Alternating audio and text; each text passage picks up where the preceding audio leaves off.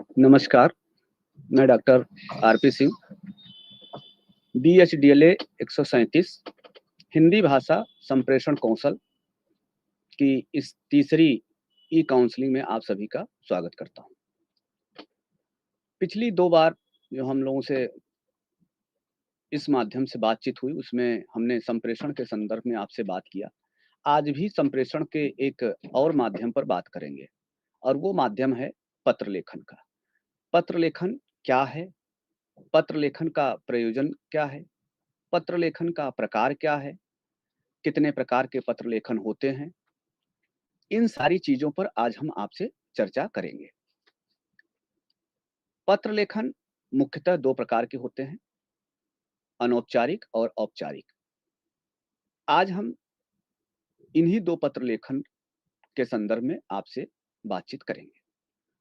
पत्र लिखना ऐसा कार्य है जिसमें कोई भी शिक्षित व्यक्ति आसानी से लिख सकता है। हम अपने रिश्तेदारों को, मित्रों को और अपने सहयोगियों को पत्र लिखते रहते हैं और उनसे प्राप्त करते हैं। लेकिन हमें ऐसे लोगों को भी पत्र लिखना होता है, जिनसे हमारा व्यक्तिगत संबंध नहीं होता। मसलन छुट्टी के लिए, राशन कार्ड बनवाने के लिए आवेदन पत्र लिखते हैं। बिजली या फ़ोन के संबंध में हम शिकायती पत्र लिखते हैं। सामाजिक गतिविधियों से संबंधित कई तरह के हम पत्र लिखते हैं। ये दोनों तरह के पत्र, पत्र होते हुए भी भिन्न-भिन्न प्रकार के हैं। ये कैसे भिन्न हैं? इस संदर्भ में आपसे बात की जाएगी। पत्र लेखन का प्रकार क्या है और प्रयोजन क्या है? सबसे पहले इस पर हम लोग बातचीत कर लेते हैं। लेखन की अन्य विधाओं से पत्र लेखन इस दृष्टि से भिन्न है, अलग है कि इसे लिखने वाला व्यक्ति या हस्ताक्षर करने वाला व्यक्ति पूरी तरह से उससे जुड़ा होता है। पत्र के माध्यम से हम अपने विचारों को दूसरे व्यक्तियों तक पहुँचाने का काम करते हैं। पत्र लेखन से अपना संदेश, अपने विचार, अपने मंतव्य हम दूसरे तक पहुँचाते हैं। अपना समाचार हम दूसरे व्यक्तियों तक, अपना हाल-चाल, अपनी गतिविधियों का की जानकारी हम दूसरे व्यक्तियों तक या अपने जानने वालों तक पहुँचाते हैं। पत्र के माध्यम से जहाँ संदेश, समाचार मिलता है, वहीं उस सामग्री में झाँक कर उसके लेखक के व्यक्तित्व को समझने में भी सहायता मिलती है। पत्र लेखन के प्रकारों को अगर निर्धारित किया जाए, तो मोटे तौर पर पत्र के निम्नलिखित प्रकार हमारे सामने दिखाई देते हैं।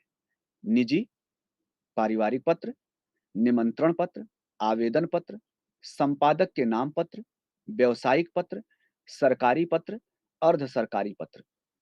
अब इन सभी पत्रों को अगर हम 2 भागों में बाँटे तो जैसे हमने आपसे कहा कि औपचारिक और अनौपचारिक। औपचारिक पत्र का अर्थ है सरकारी या कार्यालय स्तर पर लिखे गए वे सरकारी, गैर सरकारी पत्र, जिनमें लिखने वाले व्यक्ति को अनेक प्रकार की औपचारिकताओं का निर्वहन करना पड़ता है। अर्थात जब हम सरकारी पत्र की बात करते हैं, तो वहाँ हमारा व्यक्तिगत कोई भी संबंध नहीं होता। यानी हम व्यक्तिगत बातचीत नहीं करते। हम आपस में बातचीत नहीं करते, बल्कि हम तथ्यों के आधार पर बात करते हैं। हम जिसको भी पत्र सरकारी पत्र लिखा जाता है, लिखने वाला और पाने वाला दोनों व्यक्तियों का कोई भी संबंध व्यक्तिगत नहीं होता, सरकारी होता है, इसीलिए उसको हम औपचारिक पत्र कहते हैं। विभिन्न अवसरों पर लिखे जाने वाले कामकाजी पत्र भी इसमें शामिल हैं।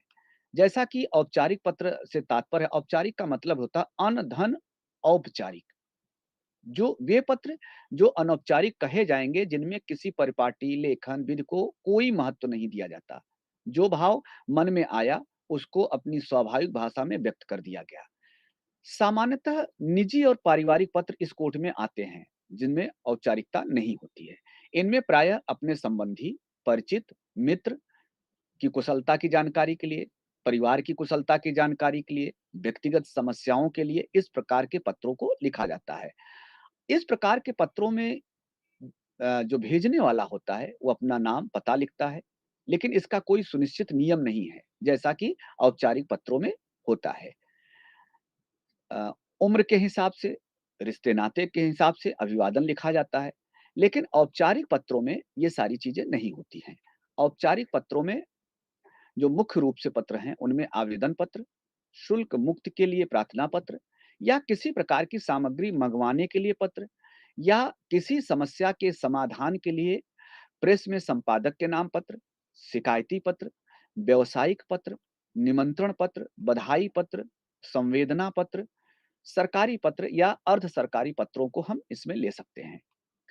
औपचारिक शब्द के मूल में उपचार शब्द है, जिसका शाब्दिक अर्थ है व्यवस्था। अर्थात औपचारिक शब्द के अगर आप बात करें तो औपचारिक पत्र में एक प्रकार की व्यवस्था होती है।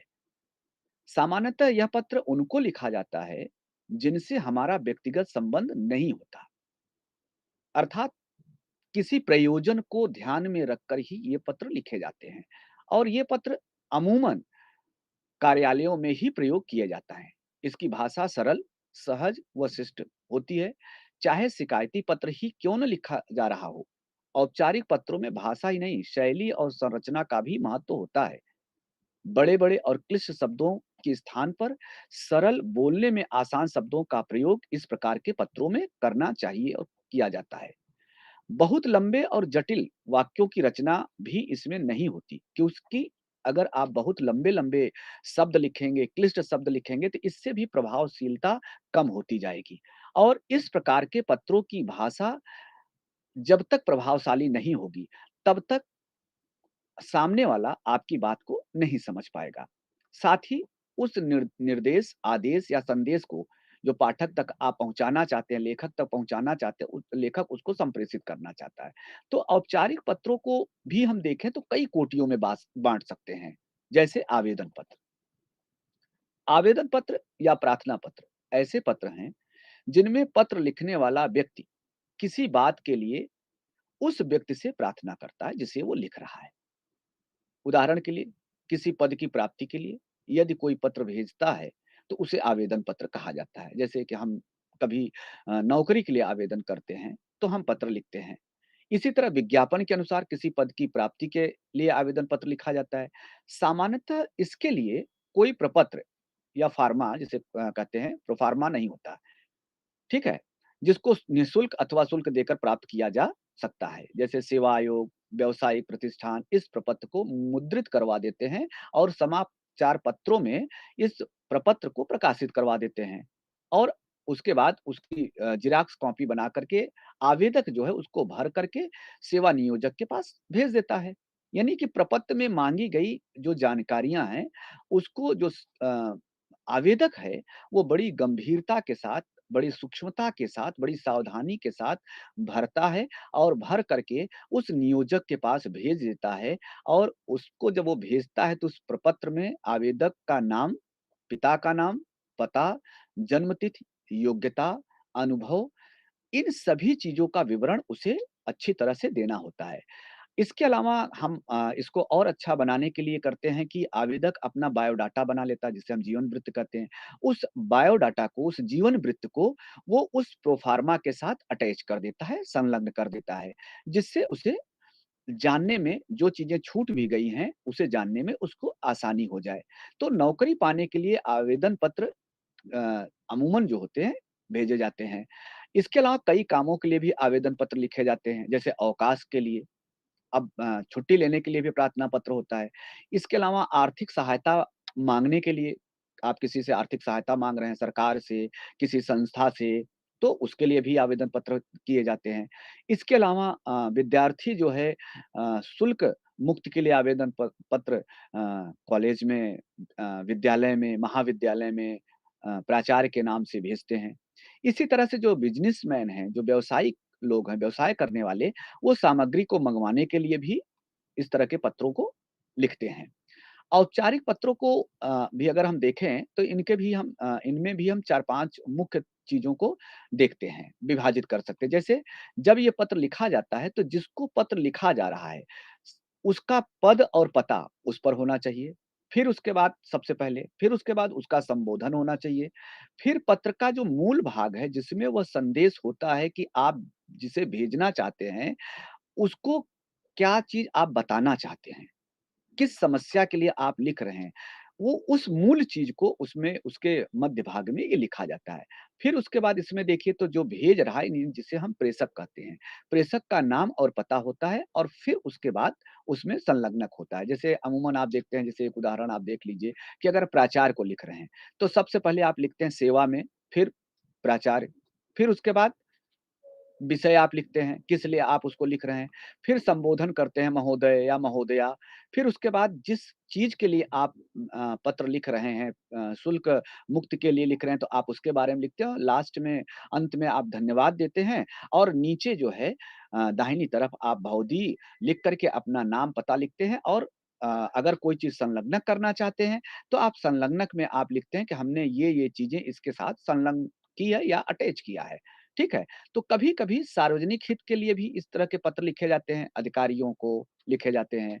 जैसे ग्राम सभा, ग्राम पंचायत के प्रधान को, नगर पालिका या नगर निगम के अधिकारियों को, पुलिस अधिकारियों को या समाचार पत्र के संपादक को इस जो समस्याएँ हमारी समाज में हैं, उन समस्याओं सड़क की समस्या, नाली की समस्या सफाई की समस्या, पानी की समस्या इस तरह की बहुत सारी समस्याएँ हमारे समाज में होती हैं, हम जिस समाज में रहते हैं या जिस मोहल्ले में हम रहते हैं।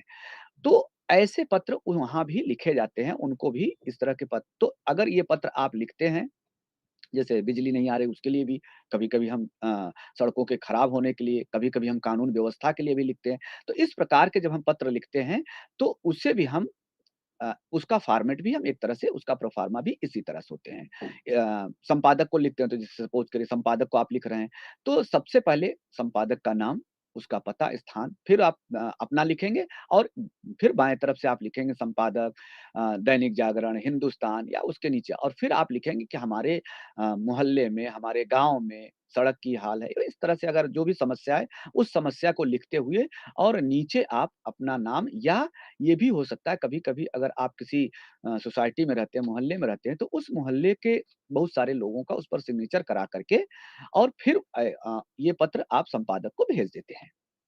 इसी तरह से अगर व्यावसायिक पत्रों में देखिए, अब व्यावसायिक पत्र देखिए जो व्यवसाय करने वाले व्यक्ति होते हैं, जो दुकानदार होते हैं या जो छोटे-बड़े व्यावसायिक होते हैं या बड़े भी होते हैं, तो दैनिक जीवन में इन पत्रों की भी बड़ी महत्वपूर्ण भूमिका है।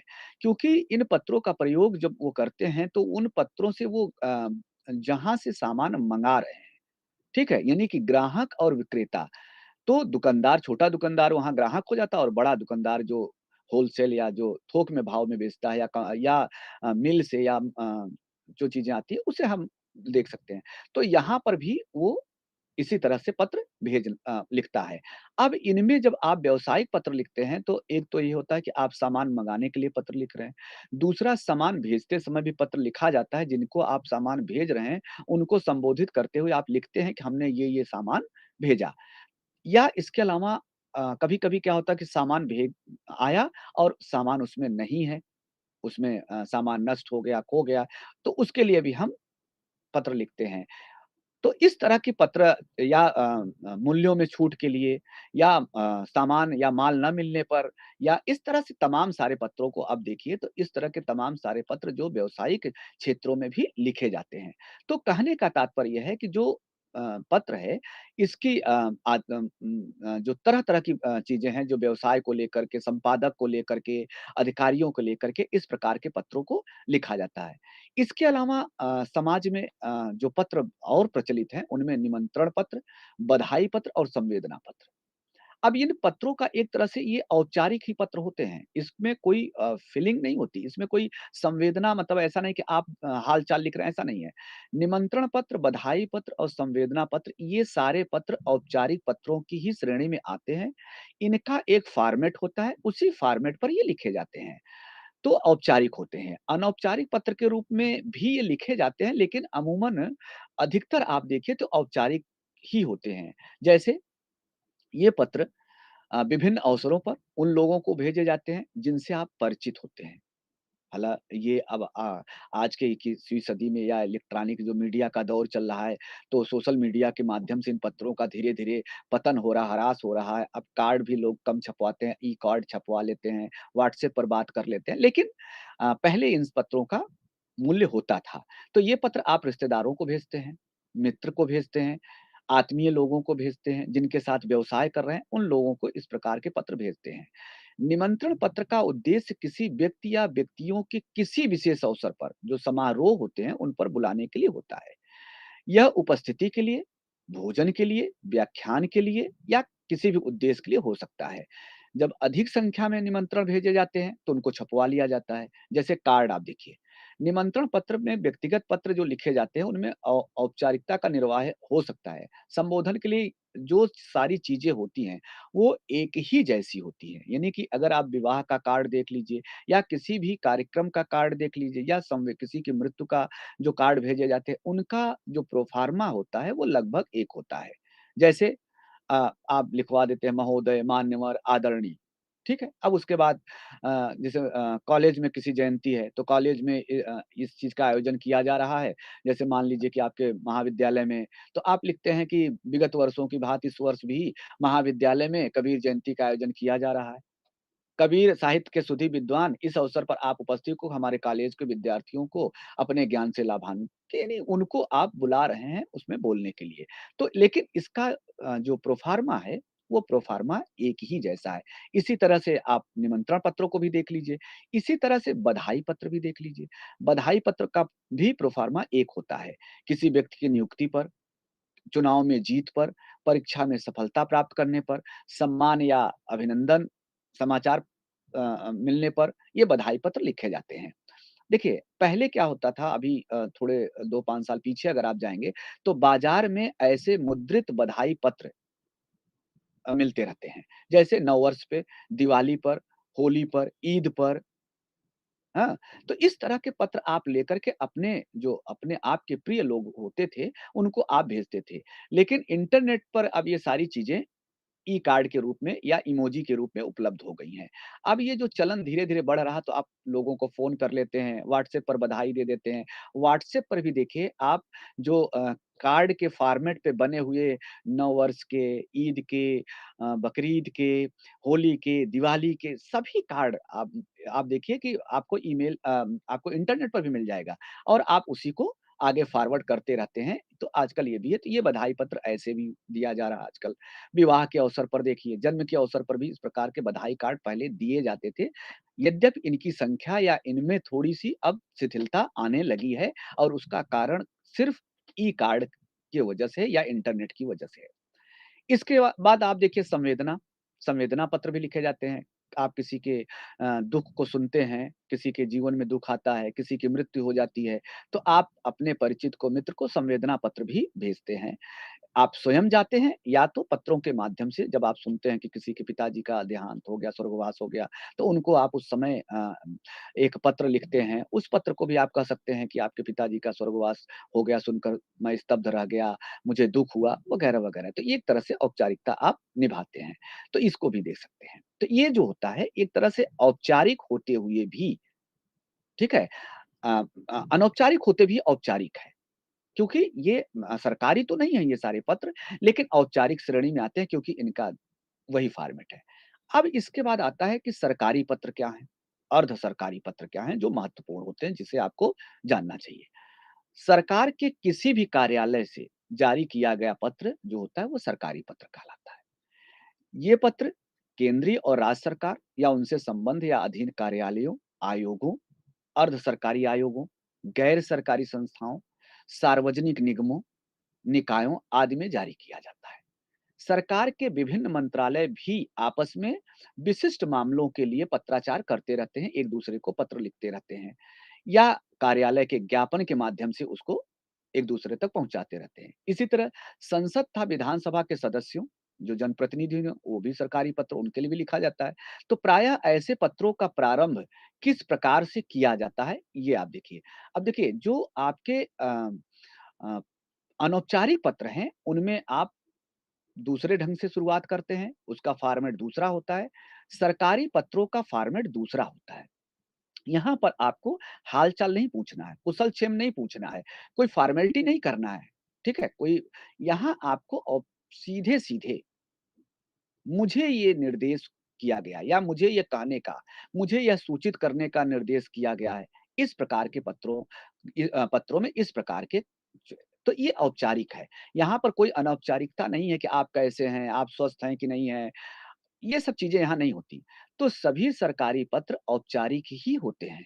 इनमें से कुछ कार्यालय ज्ञापन होते हैं, कुछ प्रशासनिक ज्ञापन होते हैं, कुछ परिपत्र होते हैं, कार्यालय आदेश होते हैं, मंजूरी पत्र यानी जिन्हें स्वीकृत पत्र कहते हैं, अधिसूचना, संकल्प, प्रेस विज्ञप्ति, तार, तुरंत पत्र, अनुस्मारक, सूचना, नीलामी सूचना, निविदा, विज्ञापन, हाँ? इसके अलावा पावती, उद्घोषणा जैसे अनेक रूप इनके आप देख सकते हैं, होते हैं।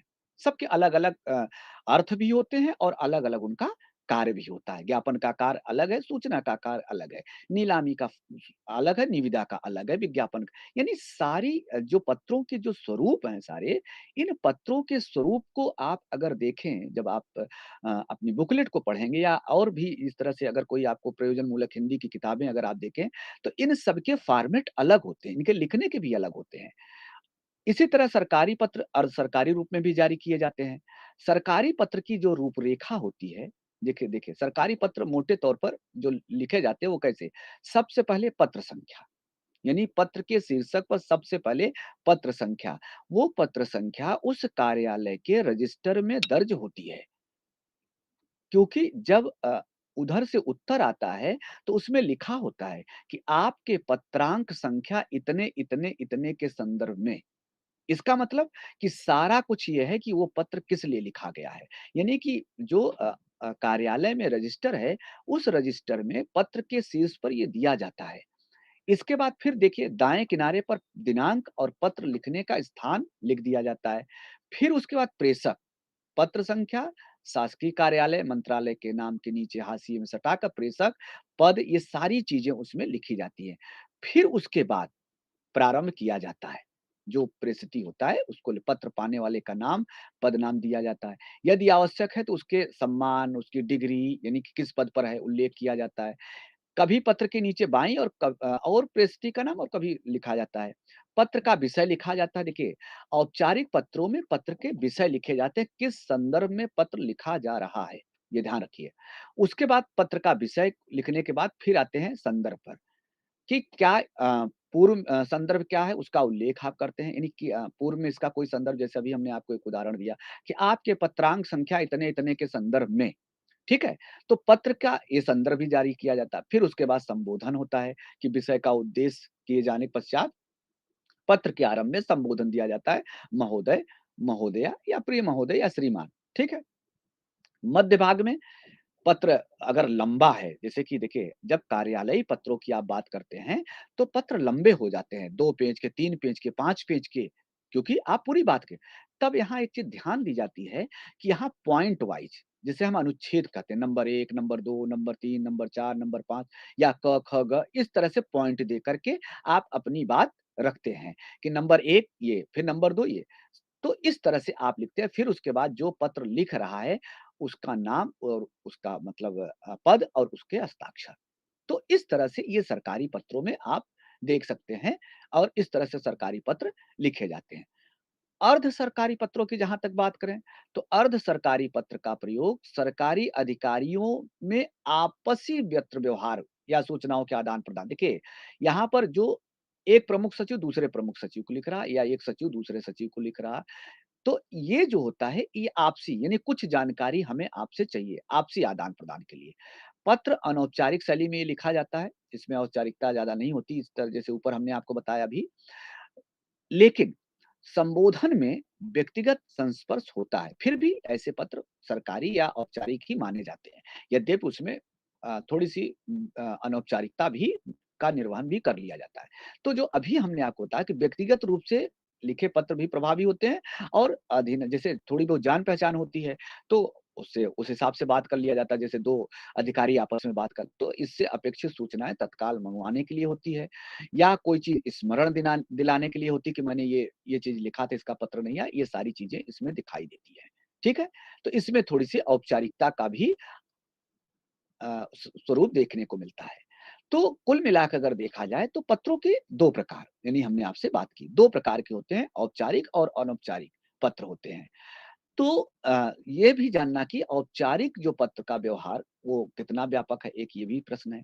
औपचारिक पत्र के अंतर्गत कई प्रकार के पत्र सम्मिलित हैं, जैसा कि बताया आपसे, सरकार के अंतर्गत काम करने वाले, विभिन्न कार्यालयों में काम करने वाले औपचारिक पत्र भेजे जाते हैं, व्यापार में, व्यवसाय में, ठीक है?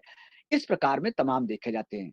इसके अलावा आप देखिए, संचार माध्यमों के माध्यम से समाचार पत्र, दूरदर्शन इसी में महत्व बढ़ता जा रहा है। यानी कि प्रेस के माध्यम से प्रेस समाचार, प्रेस नोट, प्रेस विज्ञप्ति भी आजकल खूब प्रसारित हो रही है। औपचारिक तथा पारिवारिक पत्रों की जो सीमा रेखा है, उसमें भी कई प्रकार के पत्र आते हैं। देखिए, जो औपचारिक पत्र जिसमें आप कहते हैं कि पारिवारिक होते भी औपचारिक, उसमें अभी हमने आपसे बात की कि उसमें निमंत्रण, बधाई, संवेदना ये सारे उसमें दिखाई देते हैं। तो इस प्रकार से अगर देखा जाए, तो पत्र 2 प्रकार के होते हैं, औपचारिक और अनौपचारिक। और दोनों के लिखने की जो शैली है, वो भिन्न है। दोनों के लिखने का प्रयोजन भी भिन्न होता है। इसलिए जब इस प्रकार के पत्र ये बहुत ही महत्वपूर्ण होता है किसी विद्यार्थी के जीवन में, जब आप बीए कर रहे हैं, तो कम से कम आपको ये पता होना चाहिए कि किस प्रकार से कार्यालयी पत्र लिखे जाते हैं और किस प्रकार से आपके पारिवारिक पत्र लिखे जाते हैं। तो ये पत्रों का प्रकार है। तो संचार माध्यम का एक ये भी प्रकार है। दूसरा, संचार के लिए लेखन जो है, अब देखिए जो हम जिस संप्रेषण की या जिस भाषा कौशल की बात हम कर रहे हैं, उसमें पत्र लेखन एक हो गया। दूसरा हो गया संचार लेखन।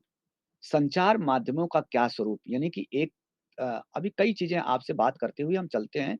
अगर आप देख रहे होंगे तो इससे पहले की काउंसलिंग को भी अगर आप एक बार पुनः उसको सुनेंगे तो आप देखेंगे कि संचार माध्यमों पर जिस प्रकार से हम बात कर रहे हैं या संप्रेषण पे, ये सारी चीज़ें संप्रेषण पर ही आधारित हैं। चाहे वो पत्र हो, चाहे वो संचार माध्यम हो। तो अब थोड़ी चर्चा हम लोग संचार लेखन पर भी कर लेते हैं। संचार माध्यमों का स्वरूप क्या है नंबर 1, दूसरा इनके प्रकार क्या हैं? कौन-कौन से प्रकार होते हैं जैसे मुद्रित, श्रव्य या दृश्य? इनकी भाषा कैसी होनी चाहिए? क्या संचार माध्यम की भाषा साहित्य की भाषा एक है, बोलचाल की भाषा एक है, इस पर भी हमें बात करनी चाहिए। तो यानी कि मुद्रित माध्यमों की भाषा कैसी होनी चाहिए, श्रव्य माध्यमों की भाषा कैनी कैसी होनी चाहिए और दृश्य माध्यमों की भाषा कैसी होनी चाहिए। क्योंकि भाषा का बहुत महत्व होता है और उसके बाद संचार और शिल्प की भाषा के प्रभाव पर भी आप थोड़ा बहुत आपको जानकारी होनी चाहिए। तो संचार माध्यमों का सबसे पहले स्वरूप पर थोड़ी-सी बात करते हैं कि जनसंचार माध्यमों की भाषा के बारे में विचार कर अगर आपको करना है, तो निश्चित रूप से आप उसकी भाषा के स्वरूप को समझना ही आपको पड़ेगा। सबसे पहले कि जनसंचार माध्यम क्या है और किस प्रकार की भाषा का उसमें इस्तेमाल होता है। जनसंचार यानी संचार का मतलब होता है कि एक स्थान से दूसरे स्थान तक जाना। यही हमारे संप्रेषण का भी माध्यम होता है, यही हमारे पत्र का भी माध्यम होता है, यानी कि हम अपनी बात एक स्थान से यानी हम अपनी बात आप तक पहुँचा रहे हैं, यही संप्रेषण का माध्यम होता है, यही संप्रेषण होता है और संप्रेषण के हम विभिन्न माध्यमों को हम चुन लेते हैं। ये हमारा संप्रेषण है कि हम अपनी बात आप तक पहुँचा रहे हैं, लेकिन इसका माध्यम क्या होगा, ये माध्यम हम तय कर लेते हैं। तो संचार भी संप्रेषण का एक माध्यम है। अगर कोई भी वस्तु एक स्थान से दूसरे स्थान तक जाती है या एक स्थान से दूसरे स्थान तक भेजी जाती है, तो उसे हम संचार कहते हैं। संचार के साथ संप्रेषण शब्द जैसे मैंने कहा का प्रयोग होता है, जिसका अर्थ है भेजना। लेकिन जब हम संचार माध्यमों के संदर्भ में संचार का प्रयोग करते हैं, तब हम उसका अर्थ होता है कि किसी बात को या संदेश को एक स्थान से दूसरे स्थान तक भेजना। उदाहरण के लिए समाचार पत्र में छपे समाचार ऐसे ही संदेश हैं जिन्हें एक स्थान से दूसरे स्थान पर भेजा जाता है। यहाँ समाचार समाचार पत्र के ज़रिए भेजा जा रहा। इसीलिए समाचार पत्र वह माध्यम है जो संचार रूपी संदेश को एक स्थान से दूसरे स्थान पर ले जाता है। इस प्रकार यदि दूसरे शहर में रहने वाले अपने किसी संबंधी या मित्र को चिट्ठी लिखते हैं, तो चिट्ठी भी उस संचार का माध्यम हो जाती है। लेकिन इन दोनों तरह के माध्यमों में एक अंतर है। चिट्ठी से जो संदेश भेजा जा रहा है और जो पत्र के यानी समाचार पत्र के उसमें देखिए बेसिक अंतर क्या है। चिट्ठी में जो संदेश भेजा जाता है, वो संदेश सिर्फ़ उन्हें भेजा जाता है, उनके लिए भेजा जाता है, जिनका लिखने वाला और पढ़ने वाले के अलावा किसी और से संबंध ना हो, किसी और को जानकारी ना हो। यानी वो सार्वजनिक नहीं है। लेकिन जब आप समाचार पत्र में वही बात लिखते हैं या समाचार पत्र में जो संप्रेषण होता है, वो किसी एक व्यक्ति के लिए न होकर संपूर्ण राष्ट्र या विश्व के लिए हो जाता है। वो किसी एक व्यक्ति का नहीं होता, ठीक है? जो भी अखबार पढ़ेगा, तो कहने का तात्पर्य है कि चिट्ठी और अखबार हैं तो दोनों संदेश के माध्यम, लेकिन प्रकृति में अंतर है। एक व्यक्तिगत माध्यम है और दूसरा सार्वजनिक माध्यम। इस प्रकार जो माध्यम जनता के व्यापक हितों तक संदेश का संचार करे, उसे हम जनसंचार माध्यम कहते हैं।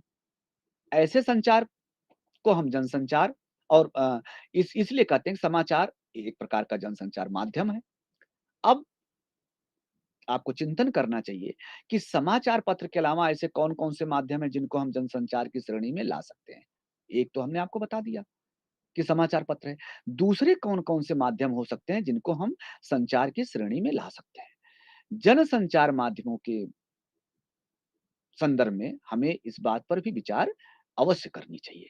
सबसे पहले तो कोई संदेश होगा जिसे लोगों तक पहुँचाना है। जो पहुँचाने वाला होगा यानी प्रेषक, वही संदेशों को पहुँचाने का काम करेगा। इस काम को अंजाम उस माध्यम के द्वारा दिया जाएगा जो उस संदेश को उन तक पहुँचाएगा। जो उसे प्राप्त करता है, उसे हम प्राप्तकर्ता कहते हैं। इस प्रकार संचार की एक पूरी प्रक्रिया है जो 4 घटकों में आपके सामने दिखाई देगी। नंबर 1 संदेश को भेजने वाला अर्थात प्रेषक। नंबर 2 संदेश हो गया। नंबर 3 संदेश जिसके ज़रिए भेजा जाएगा अर्थात वो माध्यम क्या है? यानी एक प्रेषक हो गया, एक मूल वो संदेश हो गया, एक वो माध्यम हो गया और चौथा है संदेश को प्राप्त करने वाला अर्थात प्राप्तकर्ता।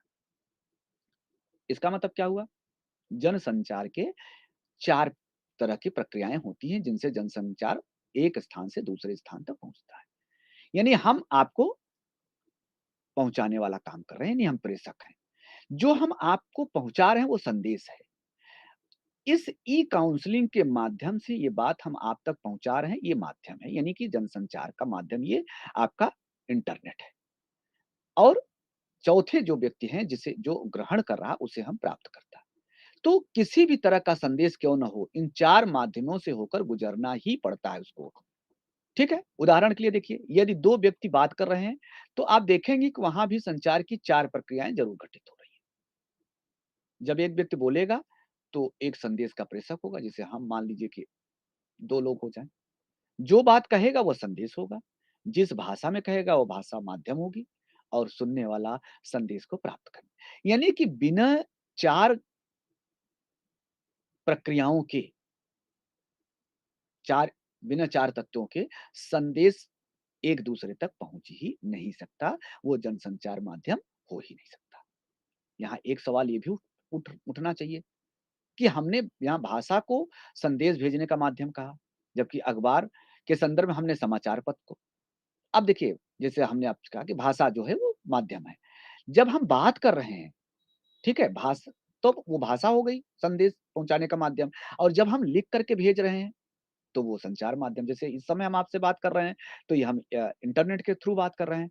अगर फेस टू फेस बात करते, तो भाषा के थ्रू बात करते। भाषा वहाँ भी है, लेकिन माध्यम वहाँ बदल जाता है। जैसे भाषा जो है समाचार पत्रों में भी संदेश भाषा के माध्यम से हम भेजते हैं। जब आप रेडियो पर समाचार सुनाते तो वहाँ भी आप संदेश भाषा के माध्यम से पहुँचाते हैं। लेकिन उस बोली जाने वाली भाषा को आप रेडियो ही लाता है, इसलिए रेडियो का संदेश माध्यम बन जाता है। यानी कि भाषा अगर डायरेक्ट यानी कि आपके प्रत्यक्ष रूप से आपके सामने जा रही है, तो वो माध्यम है। लेकिन अगर भाषा किसी माध्यम से जा रही है, तो माध्यम वो बन जाता है। जैसे यहाँ पर इंटरनेट या टेलीविज़न या रेडियो, ठीक है? तो यहाँ ये सारी चीज़ें आ जाती हैं। अब उस समय जब मनुष्य ने भाषा का निर्माण किया होगा, अब सबसे बड़ी बात है भाषा पर थोड़ी-सी बात करनी चाहिए कि जब निर्माण किया होगा, तब एक मनुष्य को दूसरे से संवाद करने के लिए माध्यम की आवश्यक यानी कि ये बात हमने फर्स्ट काउंसलिंग में आपसे की भी थी कि संप्रेषण कहाँ से शुरू हुआ? जहाँ से मनुष्य का जन्म हुआ। ज़रूरी नहीं है कि हम जिस भाषा में बोल रहे हैं, इसी भाषा में प्रारंभिक बातें होने लगी। लेकिन कोई न कोई ऐसा माध्यम ज़रूर रहा होगा, कोई न कोई ऐसे शब्द ज़रूर रहे होंगे खाने के लिए, पीने के लिए, चलने के लिए, उठने के लिए, नमस्कार के लिए, कोई न कोई माध्यम रहा होगा, चाहे वो शारीरिक रहा होगा, ठीक है? चाहे वो सांकेतिक रहा होगा, चाहे वो भाषा के रूप में होगा, कोई न कोई ऐसा माध्यम रहा होगा जिससे हम अपनी बात कहने मतलब पहुँचाते। धीरे-धीरे इन्हीं जो ध्वनियाँ निकलती हैं, इन ध्वनियों को मनुष्य ने व्यवस्थित करना, हम कहते हैं ना ध्वनियों के सार्थक समूह को ही भाषा कहते हैं। तो व्यवस्थित करना शुरू कर दिया। अलग-अलग ध्वनियों को अलग-अलग अर्थ दिए गए। ऐसा करके भाषा के अनेक ऐसा माध्यम के रूप में अर्जित कर लिया गया, जिसके द्वारा एक दूसरे तक अपनी बात पहुँचाई जा सके और दूसरे की बात समझी जा सके। इसी ध्वनियों पर आधारित भाषा के लिए मनुष्य ने लिपि की भी खोज की। ताकि सिर्फ मुँह से बोलकर नहीं, बल्कि लिखकर भी ऐसे लोगों तक संदेश पहुँचाया जा सके जो उनसे इतने दूर हैं, जहाँ तक उनकी आवाज़ नहीं पहुँच सकती। अर्थात जो लोग पास में हैं, उनसे तो आपने बात कर ली, उनको आपने संकेत कर लिया, उनको जो भी लेकिन जो पास नहीं है, इसलिए शब्दों को यानी लिपियों का आविष्कार हुआ और लिपियों के आविष्कार के साथ धीरे-धीरे भाषा का विकास हुआ और धीरे-धीरे हम अपनी बात लिख कर, बोल करके और लोगों तक पहुँचाना प्रारंभ कर दिए। अर्थात लिपि के आविष्कार का लाभ भी यही हुआ कि अब एक काल की बात दूसरे काल में सुरक्षित रह जाती है। जैसे रामायण वाल्मीकि ने लिखा, आज हम उसको उसका लाभ उठाते हैं। महाभारत लिखा गया, इसी तरह तुलसी ने रामचरितमानस लिखा, कबीर ने लिखा, यानी कि जो लिखित भाव हैं, उनका आज हम लाभ उठा रहे हैं। इस प्रकार भाषा संदेश के संप्रेषण का सबसे सशक्त माध्यम है। इसका इस्तेमाल आज से नहीं, सदियों से मनुष्य करता चला आ रहा है। लेकिन भाषा के पहले और समानांतर भी कई अन्य रूप संदेश भेजने के लिए मौजूद रहे होंगे। जैसे चित्र के माध्यम से, मैंने कहा शारीरिक संकेतों के माध्यम से, हाथ-पैर की इशारे के माध्यम से, गर्दन हिला करके, आज भी इनका प्रयोग होता है। पहले रहे होंगे, पहले भी शुरुआत हुई होगी, आज भी जब हम गुस्से में होते हैं तो आँखें लाल कर लेते हैं, आँखें दिखाने लगते हैं। गर्दन से हम आने, न आने यानी हाँ और ना दोनों का संकेत हम कर देते हैं। इनकार भी करते हैं और इकरार भी करते हैं। तो चेहरे पर आने वाले भाव भी संदेह के परिचायक हैं। व्यक्ति गुस्से में भी और खुशी के भाव दोनों आपको चेहरे से बता देता है, लिखकर नहीं बताता। तो इस प्रकार संदेश भेजने का एक तरीका नहीं है, कई तरीके हैं। इसके अलावा टेलीविज़न, सिनेमा में हम दृश्यों में बहुत भारी बातें समझा देते हैं। जैसे फ़िल्में देख कर के हम बहुत कुछ समझ लेते हैं, लेकिन इनके बावजूद भी हमें यह स्वीकारना है कि भाषा संदेश भेजने का महत्वपूर्ण माध्यम है। अर्थात जनसंचार माध्यमों की अगर आप चर्चा करें, तो बिना भाषा के इसका प्रयोग संभव नहीं है। संदेश भेजने का माध्यम भाषा ही है और स्वयं भाषा को भी किसी न किसी के सहारे की ज़रूरत होती है, यानी एक-दूसरे के पूरक हैं। भाषा टेलीविज़न का सहारा लेती है, भाषा समाचार पत्रों का सहारा लेती है, भाषा लिपियों का सहारा लेती है, भाषा रेडियो का सहारा लेती है। यानी कि लिपियों का सहारा लेकर ही वो कोई चीज़ लिखती है। जैसे एक उदाहरण आप देख लीजिए जनता, जब आप जनता अब जनता को हम क्या लिखेंगे? ज-न-ता उच्चारण जब कर रहे हैं तो जो अलग ज अलग है, न अलग है, ता लेकिन ध्वनियों का जो ध्वनियाँ हैं जिनको बोलने में प्रयोग किया जाता है, लेकिन जब हम ज बोलते हैं तो हमारे मुँह में एक खास तरह की ध्वनि निकलती है, ठीक है? तो उसे हम ज की तरह लिखते हैं। तो इस प्रकार से जब हम इस तरह की बातें करते हैं, तो भाषा अपने आप वो लिखने के लिए इन्हीं लिपियों का आविष्कार धीरे-धीरे होने लगती है। तो ये आपका हुआ। इसके बाद अब दूसरी बात है मुद्रित माध्यम क्या है? मुद्रण यानी कि जो लिपिबद्ध जिसे आप कहते हैं, मुद्रण का मतलब होता है समाचार पत्र। मुद्रण के यंत्रों के आविष्कार जब पहले तो थे नहीं, पहले तो सब कुछ मौखिक चलता था। लेकिन जब से करीब 300 साल लगभग होने को हो गए हैं, कम से कम और भी हो, तो मुद्रण के आविष्कार ने संभव बनाया कि लिखित सामग्री को व्यापक जनता तक पहुँचाया जा सके। इसी वजह से अखबार और पत्रिकाओं का प्रकाशन आरंभ हुआ, ठीक है? अब इनकी भी चर्चा हमें करनी चाहिए कि प्रकाशन के कारण क्या-क्या थे। लेकिन हमारे लिए जानना भी ज़रूरी है कि अखबार किन अर्थों में अन्य मुद्रण सामग्री से अलग है। इसका मतलब ये है कि वह या तो रोज़ाना प्रकाशित होता है या सप्ताह में या 1 दिन ज़रूर प्रकाशित। दूसरी बात ये है कि इसमें समाचार का प्रमुख स्थान होता है और यह बात है कि समाचारों के अलावा भी बहुत तरह की सामग्री समाचारों में, पत्रों में होती है। अगर हम रोज़ छपने वाले अखबार पर विचार करें, तो आप देखेंगे कि अखबार से ज़्यादा 24 घंटे तक अपनी प्रासंगिकता रखता है। दूसरे रोज़ का अखबार आने से पहले ये अखबार पुराना पड़ जाता है। ठीक है, एक ये हो गया।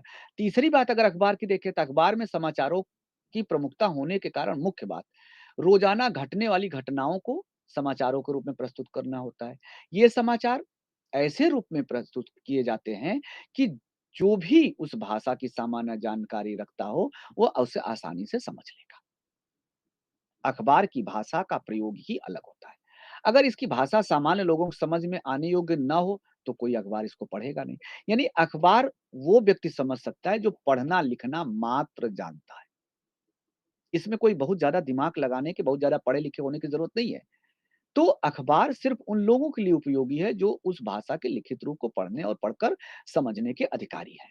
जो व्यक्ति अनपढ़ है, उस भाषा को लिखित रूप में पढ़ नहीं सकता या पढ़कर समझ नहीं सकता, उसके लिए अखबार बेकार है। तो अखबार में समाचार के अलावा देखिए आजकल चलन आप देखिए अखबार पढ़िए, निबंध आते हैं, बड़े अच्छे-अच्छे निबंध होते हैं, लेख होते हैं, कहानियाँ छपने लगी हैं, कविताएँ छपने लगी हैं, फीचर छपने लगे हैं। तो अखबार में आजकल पाठक के रुचि के आधार पर समाचारों के अतिरिक्त बहुत मनोरंजक चीज़ें भी छपने लगी हैं, विज्ञापन भी छपने लगा है। तो ये मुद्रण की तीसरा जो हमारा माध्यम है, वो रेडियो का माध्यम है, यानी श्रव्य माध्यम। रेडियो के आविष्कार ने दुनिया में आवाज़ दी, यानी आवाज़ पहली बार रेडियो के माध्यम से गई। तो रेडियो के ज आवाज़ जो हुआ एक स्थान से दूसरे स्थान से इससे पहले मुमकिन नहीं था। रेडियो ने आवाज़ को विद्युत तरंगों के माध्यम से एक स्थान से दूसरे स्थान पर भेजा या भेजने का कार्य किया। जहाँ से आवाज़ आवाज़ को भेजना होता, वहाँ आवाज़ ध्वनियों में परिवर्तित हो जाती है और जहाँ आवाज़ रूपी संदेश पहुँचना होता है, वहाँ रेडियो नामक यंत्र उन ध्वनियों को ध्वनि तरंगों को दोबारा ध्वनियों में बदल देते हैं। यानी अब देखिए ये विज्ञान की ये टेक्नोलॉजी है। आवाज़ का यह संचार इतने कम समय में घटित होता है कि उसे लगभग लगभग हम शून्य मान सकते हैं। यानी जिस समय आवाज़ को प्रेषित किया जाता है, ठीक उसी समय वह हज़ारों मील दूर सुन भी ली जाती है। अब इसमें आप हमको देख पा रहे हैं। लेकिन अगर ये रेडियो पर काउंसलिंग होती या यहाँ भी आप देखिए, हम इधर बोल रहे हैं, उधर आप सुन रहे हैं। ये हमारा जो आविष्कार है आवाज़ का, श्रव्य माध्यम का, उसकी वजह से हो पा रहा है। तो इस कारण रेडियो को भी समाचार और दूसरे अन्य संदेशों के लिए प्रयोग किया जाता है। लेकिन रेडियो के साथ यह एक बात और है कि यहाँ सिर्फ़ आवाज़ पहुँचती है। अभी हम आपसे डायरेक्ट बात कर रहे हैं।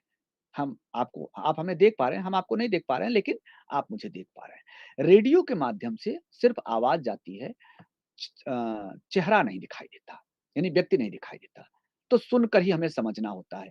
इसीलिए रेडियो की भाषा को इतनी आसान बनाना चाहिए या इतना सरल होना चाहिए कि सुनने वाला व्यक्ति एक पल के लिए भी उसके अर्थ में जाने की उसको ज़रूरत महसूस ना हो। अर्थात जो बोलते हम चले जा रहे हैं, वो आप सुनते चले जा रहे हैं।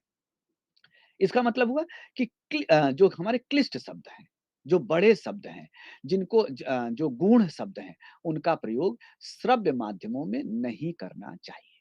ठीक है? रेडियो पर सिर्फ समाचारों का प्रसारण नहीं होता, वार्ता होती है, वार्ता अर्थात मतलब बातचीत, साक्षात्कार होता है, गीत-संगीत होता है, नाटक होते हैं और रेडियो को सिर्फ शिक्षित या शहरी लोग नहीं सुनते। रेडियो एक ऐसा माध्यम है, जिसे अशिक्षित और दूर-दराज में गाँव में रहने वाले लोग भी सुनते हैं। एक तरफ महानगरों में भी लोग सुनते हैं, पढ़े-लिखे लोग भी सुनते हैं और दूसरी तरफ रेडियो को गाँव दूर-दराज के लोग भी सुनते हैं जो बिल्कुल भी अशिक्षित हैं और उसका आनंद लेते हैं। रेडियो के माध्यम की यही विशेषता भी है। इसे सुन कर के इसका आस्वाद लिया जाता है। इस पर जो प्रसारित होने वाले कार्यक्रम होते हैं, वो इसी प्रकार से बनाए जाते हैं कि जिससे सुन कर के उसका एहसास किया जाए और समझा जाए। अखबार, पत्रिका, किताब जब आप पढ़ते हैं, तो आपके पास ये सुविधा होती है कि आप एक बार में नहीं समझ पाए, तो किसी से पूछ लिए। कभी-कभी हम शब्दकोश उठाकर देख लिए कि इस शब्द के का अर्थ क्या हुआ। लेकिन रेडियो में ऐसा नहीं है। रेडियो उन तर ऐसी तरंगे हैं कि अगर आप उसी समय नहीं सुन पाए, तो आप फिर बाद में उसको कुछ नहीं समझ पाएँगे। क्योंकि जब तक आप समझेंगे, तब तक वो बहुत सारे संवाद निकल जाते हैं। तो रेडियो के साथ सुविधा ये नहीं है। रेडियो के साथ इसीलिए कि अगर आप चूक गए, तो दोबारा ये मौका नहीं मिलेगा। जबकि टेलीविज़न पर टेलीविज़न क्या मतलब किताबों में, टेलीविज़न पर भी नहीं, किताबों में या अखबारों में, पत्रिकाओं में ये सुविधा आपको मिलती है। लेकिन जैसे अभी आपसे हम बात कर रहे हैं, इस पर ये सुविधा हमारी आपकी नहीं मिल पाएगी कि अगर आप कोई शब्द ऐसा हम कठिन प्रयोग करें, जब तक उस शब्द का आप अर्थ ढूँढेंगे, तब तक आगे बात निकल जाती है। इसके बाद है दृश्य माध्यम। जनसंचार माध्यमों का जो तीसरा रूप है, जिसे हम दृश्य माध्यम कह रहे हैं, ये बड़ा सशक्त माध्यम होता है। इस माध्यम को सबसे ज़्यादा लोग पसंद करते हैं और सबसे ज़्यादा प्रभाव समाज पर इसका पड़ता है। दृश्य माध्यमों में जैसे नाटक, चित्र, मूर्तिकला ये सारी चीज़ें दिखाई देती हैं। इन माध्यमों में हम सिनेमा और टेलीविज़न को लेते हैं। अर्थात नाटक जो हम पढ़ते हैं और नाटक जो हम देखते हैं, उस पर बहुत अंतर आता है। तो इस पर भी बात करते हैं। तो जनसंचार माध्यमों में जो दृश्य माध्यमों की वो सबसे बड़ी विशेषता है कि देखिए सिनेमा का लगभग 100 साल से ज़्यादा हो गया, ये माध्यम हमारे समाज में आ गया है। इसी तरह फ़िल्मों का भी देख लीजिए, तो इसका भी लगभग हमारे ख़्याल से 100 साल के आस-पास होने वाले हैं जब फ़िल्में हमारे जीवन में आईं। इसमें एक इसके लिए एक थिएटर बनाया गया जहाँ लोग बैठ कर के विशाल पर्दे पर प्रोजेक्टर लगा कर के उन दृश्यों या बिंबों को देखते हैं, जो जिन्हें वो महसूस करते हैं और जो उनके जीवन में घटित होती है। फ़िल्में समाज से ली गई विषय वस्तु पर ही बनाई जाती हैं, तो इसलिए आप उन फ़िल्मों से आप रूबरू होते हैं। जो फ़िल्मों में दिखाया जाता है, वो आपके जीवन में, समाज में भी घटित होते हुए दिखाई देते हैं। तो फ़िल्मों को देख कर के व्यक्ति समझ लेता। फ़िल्मों में एक अच्छी बात ये होती है या टेलीविज़न में एक अच्छी बात होती है कि इनके नाटक में अगर आप कोई चीज़ संवाद में नहीं समझ पाए, तो कुछ उनके हाव-भाव और देखकर समझ पाएँ। लेकिन अगर रेडियो की बात करें, तो रेडियो में ये बड़ी समस्या है। रेडियो विद्युत तरंगों से चलता है, उसमें दिखाई कुछ नहीं देता है, तो उनमें अ, आप हर चीज़ को महसूस करते हैं, देखते नहीं हैं। इसीलिए रेडियो और टेलीविज़न पर खेले जाने वाले नाटकों में भी अंतर है। टेलीविज़न पे खेले जैसे एक उदाहरण और देखिए, मैच का देखिए, क्रिकेट मैच का। क्रिकेट मैच जो टेलीविज़न पे होता है, उसपे जो कमेंट्री आती है, उसका स्वरूप और रेडियो पर खेली जाने सुनाई जाने वाली कमेंट्री का स्वरूप अलग-अलग होता है। क्योंकि टेलीविज़न पर वो कुछ भी बोल रहे हैं, लेकिन आप देख रहे हैं कि देखो बॉलर बॉलिंग कर रहा है, ये 4 रन मारा, ये बाउंड्री की तरफ लेकिन रेडियो पर उसको हर चीज़ बताना होता है, ठीक है? तो इसलिए उस टेक्नीक को भी अपनाना पड़ता है। इसी तरह देखिए तो रेडियो पर मसलन आप देखिए कि अगर कोई नाटक है, अब टेलीविज़न पर अगर एक व्यक्ति को गोली मारा या खून से लथपथ एक व्यक्ति अगर मंच पर आता है, तो आपको टेलीविज़न पे बताने की ज़रूरत नहीं जो सामने वाला पात्र है कि आप खून से लथपथ हैं, क्योंकि आप देख रहे हैं। लेकिन रेडियो पर अगर ऐसा कोई व्यक्ति आता है, तो सामने वाला पात्र ये ज़रूर संवाद करता है कि आप खून से लथपथ कैसे हो गए? यानी कि वो श्रोता को बताना चाहता है कि उसका है। तो ये भाषा में अभी आप देखेंगे भाषा के संदर्भ में ये बात थी। तो ये माध्यम 3 हो गए। अब इसके बाद इसकी भाषा पर विचार कर लें। तो देखिए जनसंचार माध्यमों की भाषा से जो तात्पर्य है, उनके माध्यमों की विशिष्टता से नहीं है। मसलन रेडियो का माध्यम ध्वनि है। अब यह ध्वनि किसी भी चीज़ की हो सकती है, जैसे चिड़िया के चहचहाने की रेलगाड़ी के पुल से गुजरने की, कुत्ते के भौंकने की आवाज़।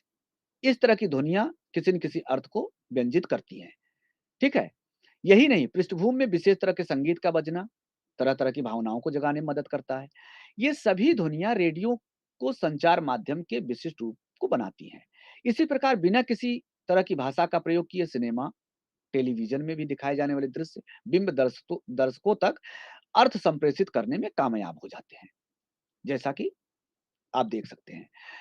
अगर विचार करें तो टेलीविज़न और रेडियो सिनेमा और टेलीविज़न की भाषा वो दृश्य की तरह होती हैं, उसमें दृश्य होती हैं, लेकिन रेडियो पर ध्वनि होती है। तो भाषा की जो अर्थ में व्यापकता है, वो उसको भी देखना पड़ता है। इसी तरह समाचार पत्रों और किताबों में देखिए, तो उसकी भाषा में भी एक अलग स्वरूप होता है। यह स्वाभाविक सवाल उठता है कि इन माध्यमों की भाषा क्या एक सी है,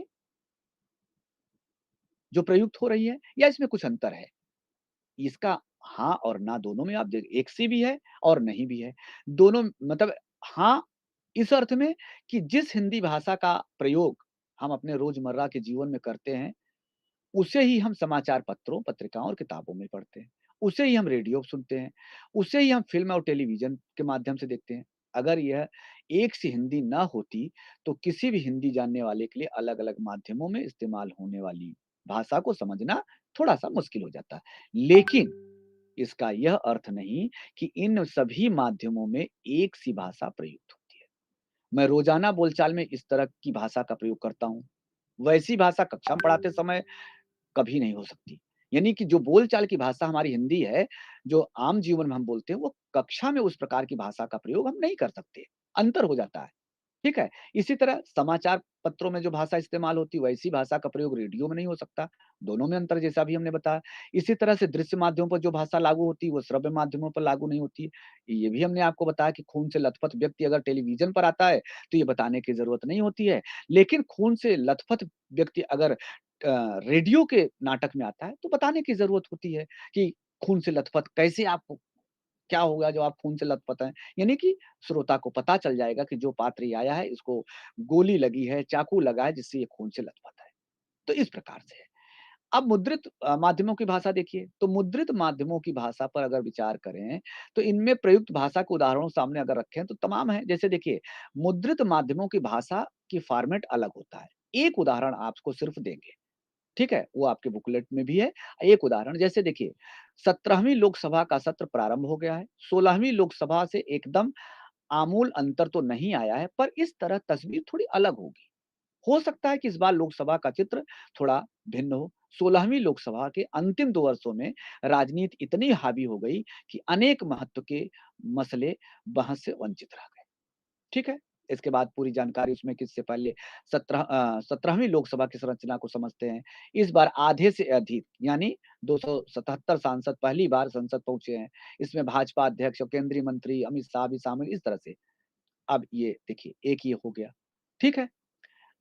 दूसरा उदाहरण देखिए, दूसरा ये भी मुद्रित ही है। लिफाफा देख कर खत का मजमून भाँप लेने की बात आमतौर पर से कही जाती है। मगर कई मजमून इतने गहरे संजीदगी से भरे होते हैं कि उनकी ठीक-ठाक कैफ़ियत लिफाफे की शक्ल-सूरत नहीं दे पाती। मसलन जैसे कि यह किताब, इसका नाम है रात भारी है और इस पर लेखक की जगह नाम छपा है अमृता प्रीतम। अब देखिए दो बस इतना ही पढ़ेंगे इससे समझिए। देखिए अब दोनों को आप पढ़िए। एक पुस्तक की समीक्षा है और एक समाचार है। यानी समाचार की भाषा देखिए, समाचार की भाषा में आप पाएँगे कि सूचनाओं का की प्रमुखता है, सूचनाएँ अधिक हैं। जबकि पुस्तक समीक्षा में आप देखेंगे कि लेखक का अपने भावनाएँ हैं, ना? लिफाफा देख कर खत का मजमून भाँप लेते हैं, ठीक है? ये लेखक के अपने हैं। तो इस प्रकार से देखिए तो दोनों के भाषा में काफ़ी अंतर दिखाई देता है। तो कहने का मतलब ये हम आपको इसलिए उदाहरण दिए कि मुद्रित भाषा में भी अगर पुस्तक समीक्षा को आप देखें और अगर आप किसी समाचार पत्र या समाचार की भाषा को देखें तो दोनों में बहुत अंतर दिखाई देता है। ऐसे अनेक उदाहरण आपके बुकलेट में भी होंगे जिन्हें आप पढ़ सकते हैं। इसके बाद श्रव्य माध्यमों की भाषा में आ जाइए। श्रव्य माध्यमों का मतलब है कि संदेश को सुनकर समझना। इसके अंतर्गत रेडियो को हम शामिल कर सकते हैं। वैसे तो आजकल ऑडियो कैसेट, ऑडियो सीडी ये भी सब चल रहे हैं, लेकिन मुख्य रूप से रेडियो की चर्चा करेंगे। रेडियो एक ऐसा श्रव्य माध्यम है जिसमें हम संदेश सुनकर प्राप्त करते हैं। यह समाचार हो सकता है, वार्ता हो सकती है, नाटक हो सकता है, साक्षात्कार या बातचीत हो सकती है। इसके अलावा गीत-संगीत के कार्यक्रम हो सकते हैं। ठीक है? इन सब में भाषा का एक स्वरूप इस्तेमाल नहीं होता। रेडियो पर जब हम समाचार सुनते हैं, तो ज़रूरी हो जाता है कि बात को सुनने के साथ-साथ समझाते जाएँ या समझते जाएँ। किताब का जो अंश उद्धृत किया जाएगा, यदि उसे रेडियो प्रसारित किया जाए, तो उसे समझने में कठिनाई होगी। ठीक है? यानी कि समाचार की भाषा यहाँ भी अलग है, किताब की भाषा यहाँ भी अलग है। किताब पढ़ते हुए यह आसानी होती है कि हम पढ़ने की गति को रुक करके तेज़ पढ़ सकते हैं, समझ सकते हैं, ये सारी चीज़ें हो सकती हैं। लेकिन रेडियो पर ऐसा हम नहीं कर सकते। यहाँ बोलने वाले की गति तो स्थिर होती है, लेकिन समझने वाले की क्षमता एक सी हो जाती, यह ज़रूरी नहीं है। इसीलिए रेडियो का समाचार या रेडियो पर जो समाचार की भाषा होती है, उसका स्वरूप दूसरा होता है, उसे सुनकर समझना होता है। अब अगर आप इसको भी पिछले उदाहरण से देखें, तो पिछले उदाहरण का भी हम आपको फिर थोड़ा-सा सुना दे रहे हैं कि चुनाव आयोग की ओर से कल 13वीं लोकसभा के गठन की अधिसूचना राष्ट्रपति को सौंपे जाने के साथ ही नई लोकसभा का विधिवत गठन हो जाएगा। इसके साथ ही राष्ट्रपति नई सरकार के गठन की प्रक्रिया शुरू करेंगे। ठीक है? अब वो सारी बातें हैं, ये समाचार में प्रसारित हो रहा है। ये है, ठीक है? अब इसको देखिए, ये समाचार पत्र में प्रसारित हो रहा है। लेकिन जब यही बात रेडियो पर प्रसारित होगी, तो 13वीं लोकसभा के गठन की अधिसूचना कल जारी होगी, ठीक है? सौंप दी जाएगी, जारी हो कल ही मुख्य चुनाव आयुक्त निर्वाचन सदस्यों की सूची राज्यपाल राष्ट्रपति को सौंपेंगे। इस सूची में लोकसभा के चुने इस तरह से आपका तो अब देखिए दोनों की भाषा में अंतर है। रेडियो से प्रसारित होने वाले समाचार और अखबार में प्रकाशित होने वाले समाचारों की सूचना में ज़्यादा अंतर तो नहीं है, लेकिन कुछ सूचनाएँ दोनों जगह अलग हैं। जो सूचनाएँ दोनों समान भी है और अंतर भी है। खास बात जो ध्यान देने की है कि भाषा के स्तर पर दोनों जगह भाषा का इस्तेमाल मतलब सरल भाषा का इस्तेमाल किया गया है। अखबार में छपे समाचार में पहले वाक्य में जो बात कही गई है, वही बात रेडियो से जब प्रसारित समाचार में होती है, लेकिन उसे यथावत दोहराया नहीं जाता। अखबार का पहला वाक्य इस तरह चुनाव आयोग की ओर से जैसे कल 13वीं लोकसभा के गठन की अधिसूचना राष्ट्रपति को सौंपे जाने के साथ ही नई लोकसभा का विधिवत गठन हो गया। जबकि यही बात जब रेडियो पर कहेंगे तब देखिए 13वीं लोकसभा के गठन की अधिसूचना कल जारी होगी। ठीक है? तो इस प्रकार से अगर देखिए तो भाषा का ये स्वरूप भी आपके सामने दिखाई देता है। ठीक है? तो रेडियो और उसकी भाषा का स्वरूप ये है। इसके बाद दृश्य माध्यमों की भाषा देखिए। संचार माध्यमों में मुद्रित और श्रव्य माध्यमों के अलावा दृश्य माध्यमों का भी महत्वपूर्ण स्थान होता है। दृश्य माध्यम का अर्थ यह नहीं है कि इनमें श्रव्य का प्रयोग नहीं होता है। सिनेमा हो या टेलीविज़न, दृश्य के साथ-साथ श्रव्य भी होता है, लेकिन दृश्य होने के कारण श्रव्य का इस्तेमाल उसी रूप में नहीं हो सकता जैसा कि रेडियो या मुद्रण में होता है। इसका सबसे उत्तम उदाहरण खेलों का मैंने आपको बताया तो फिर देख लीजिए। क्रिकेट टेलीविज़न पे चल रहा है, जो उस पर कमेंट्री कर रहे हैं, वो बहुत सारी बातें करते रहते हैं, ये नहीं बताते कि अब बॉलर दौड़ रहा है, अब गेंद फेंक रहा है, अब इन्होंने मारा, ऐसा नहीं करते, क्योंकि आप देख रहे हैं। लेकिन जब आप ये रेडियो पर सुनते हैं, तब आप देखिए एक-एक बात, छोटी-छोटी बातों का वर्णन रेडियो पर दिखाई देता है। बोलने की गति धीरे-धीरे जैसे 4 रन जब मारते हैं, 6 रन मारते हैं, तो बोलने की जो गति है, वो तेज़ित होती चली जाती है। इससे आपको लगने लगता है कि 4 रन होने वाला है या 6 रन मारने वाले हैं वगैरह-वगैरह। तो अगर आप देखिए तो दृश्य माध्यमों में दृश्य होने के कारण शब्दों के द्वारा वस्तु स्थिति और भाव वैसा वर्णन करने की ज़रूरत नहीं होती जैसा मुद्रित या श्रव्य माध्यमों में होती है। दृश्य माध्यम में हम उसे वैसे ही दिखाते हैं जैसे हम अपनी आँखों से देख रहे हैं। तो इस तरह से इसका उदाहरण आप देख सकते हैं, तो इसकी भाषा में भी आपको वो है।